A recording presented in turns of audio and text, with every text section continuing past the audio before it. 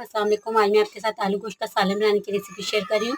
बहुत ही मज़े का टेस्टी सा बनता है और झटपट बन जाएगा। चलिए फ्रेंड्स सीख लेते हैं आलू गोश्त के सालन को बनाना। मैंने रहीम आलू गोश्त बनाने के लिए चूल्हे पे कुकर रखा है। इसमें आधा कप ऑयल को गर्म कर लिया है। एक बड़ी साइज की प्याज को रफली चॉप किया है। प्याज को ऐड करके ब्राउन करेंगे। ब्राउन होने की तरफ जाएगी तो कुछ खड़े मसाले ऐड करेंगे। एक बड़ी इलायची है, एक तेज पत्ता, एक दालचीनी का टुकड़ा है, 4 से 5 लौंग हैं, 10 से 15 अदद हमने यहाँ पर साबुत काली मिर्चें ले ली हैं, तो इन्हें ऐड करेंगे। ये साबुत मसाले जाएंगे।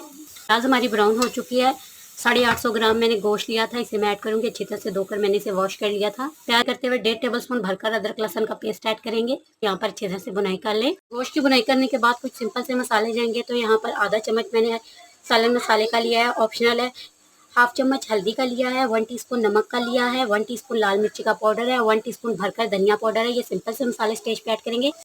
मसाले ऐड करने के बाद 3 मीडियम साइज के टमाटर है, रफली चॉप किए, इन्हें ऐड करेंगे। मसाले ऐड कर अच्छी तरह से इसकी बुनाई कर लेंगे। गोश्त की अच्छी तरह से बुनाई करने के बाद मैं इसमें 3 गिलास पानी ऐड कर रही हूँ और आप अपने हिसाब से इसमें पानी ऐड कीजिएगा जिसमें आपका गोश्त गल जाए। हम इसे 15 मिनट का प्रेशर दे दूंगी। कुकर का प्रेशर मैंने खोल लिया। गोश्त हमारा काफ़ी हद तक गल चुका है और यहाँ पर मैंने ले लिए हैं 3 अदद आलू। मीडियम साइज के आलू थे, इन्हें मैंने कट कर लिया। आलू को ऐड कर देंगे।